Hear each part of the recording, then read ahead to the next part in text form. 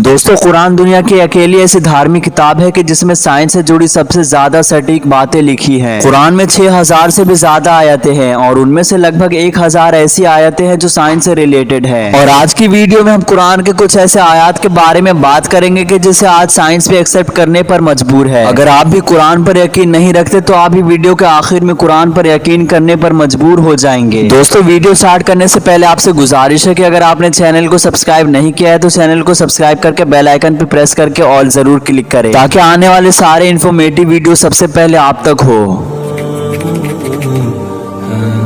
दोस्तों, एक लंबे समय तक यूरोप के वैज्ञानिकों का ये मानना था कि पृथ्वी सृष्टि के केंद्र में है और चांद सूरज इसी तरह बाकी ग्रह भी पृथ्वी की चारों तरफ परिक्रमा करते हैं, यानी कि पृथ्वी के चारों तरफ घूमते हैं। इसे जियोसेंट्रिज्म थ्योरी कहा गया। फिर सन 1512 में निकोलस कोपरनिकस ने बताया पृथ्वी नहीं बल्कि सूरज सृष्टि के केंद्र में है और पृथ्वी के साथ ही बाकी सारे ग्रह भी उसके चक्कर लगा रहे हैं। 1980 के दशक तक विज्ञान यही मानता रहा कि सूरज अपनी जगह है और कोई हरकत नहीं करता, यानी कि ना तो सूरज किसी ग्रह के चक्कर लगाता है और अपने अक्ष पर भी नहीं घूमता। लेकिन फिर बाद में वैज्ञानिकों ने ये खोज की कि सूरज भी बाकी ग्रह की तरह अपने अक्ष पर घूमता है और सूरज को अपने अक्ष पर एक चक्कर लगाने में लगभग 25 दिन लग जाते हैं। अब जरा देखिए कि कुरान ने 1400 साल पहले ही सूरज के बारे में ये बात बता दी थी।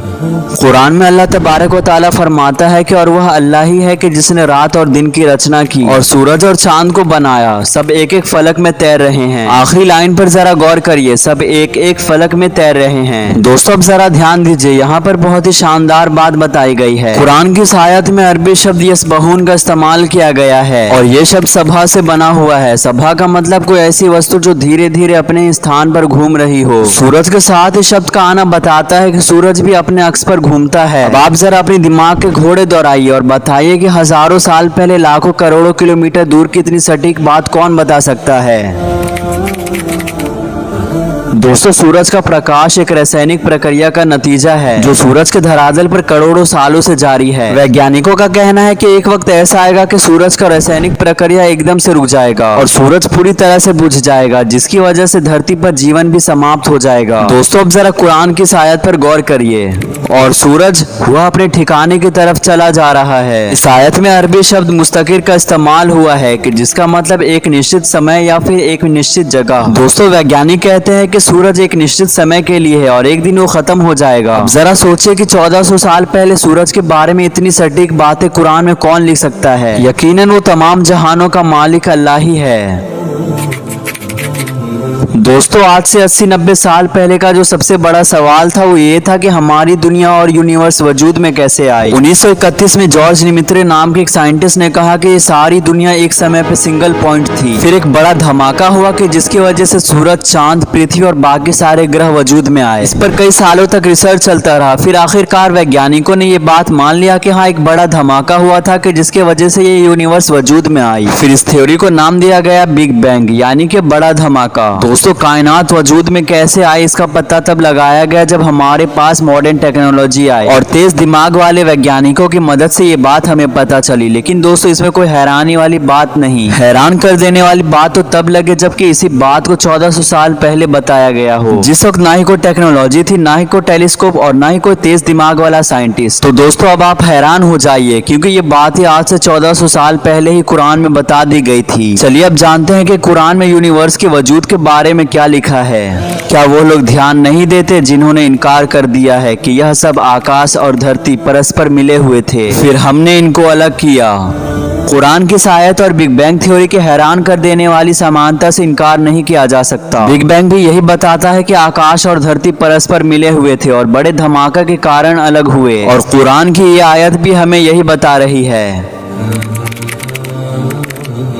प्राचीन काल में लोगों का ये मानना था कि धरती चपटी है, यानी कि फ्लैट है, और इसी वजह से वो दूर दूर तक का सफर नहीं किया करते थे। वो सोचते थे कहीं जमीन का खाई ना आ जाए और हम गिर ना जाए। आपको बता दें कि सर फ्रांस टेरिक पहला इंसान था कि जिसने 1579 ईस्वी में धरती का समुद्र मार्ग के जरिए चक्कर लगाया और ये साबित किया कि हमारी धरती चपटी नहीं बल्कि गोल है। याद रहे दोस्तों, ये बातें हमें आज से 400-500 साल पहले ही पता लगी। अब आइए देखते हैं कि पृथ्वी के आकार यानी कि शेप के बारे में कुरान में क्या लिखा है।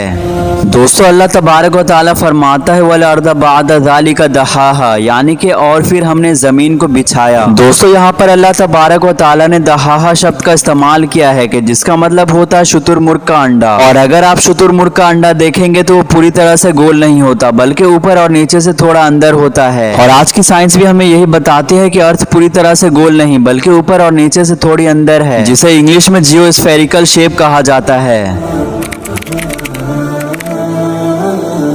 दोस्तों पहले इंसानों को लगता था कि जो चांद की रोशनी है वो उसकी खुद की रोशनी है, लेकिन आज की साइंस हमें कुछ और बताती है। विज्ञान की माने तो चांद को जो रोशनी मिलती है वो सूरज से मिलती है। सूरज की रोशनी जब चांद पर पड़ती है तब चांद हमें चमकता हुआ नजर आता है। मगर दोस्तों ये अद्भुत बात कुरान ने हमें आज से 1400 साल पहले ही बता दिया था। अल्लाह तबारक व तआला कुरान में फरमाता है कि वही है कि जिसने सूरज को उजालेदार बनाया और चांद को चमक दी। इस आयत में सूरज के लिए अरबी शब्द शम्स इस्तेमाल हुआ है कि जिसका मतलब सुलगता हुआ चिराग, मशाल या फिर दिया। और ये तीनों ही चीजें खुद की रोशनी पैदा करती है, जिससे हमें ये पता चलता है कि सूरज भी खुद की रोशनी बनाती है। जबकि इस आयत में चांद के लिए कमर और उसकी रोशनी के लिए मुनीर शब्द का इस्तेमाल हुआ है, जिसका मतलब होता है ली हुई रोशनी या फिर रिफ्लेक्टेड लाइट। अब आप सोच सकते हैं कि 1400 साल पहले कुरान फरमाता है कि चांद के पास उसकी खुद की रोशनी नहीं बल्कि ये रोशनी सूरज से ली गई है। और आज साइंस भी हमें यही बताती है कि चांद खुद की रोशनी नहीं बल्कि सूरज की रोशनी की वजह से चमकती है। दोस्तों ये नॉलेज सिर्फ आप अपने पास न रखें बल्कि अपने दोस्तों और चाहने वालों में भी शेयर करें। और इस वीडियो के बारे में आप क्या सोचते हैं कमेंट सेक्शन में अपनी राय हमें जरूर बताएं। बाकी ऐसे और वीडियोस देखने के लिए वीडियो को लाइक करके चैनल को सब्सक्राइब करके बेल आइकन को जरूर प्रेस करें ताकि आने वाले सारे इन्फॉर्मेटिव वीडियो सबसे पहले आप तक हो।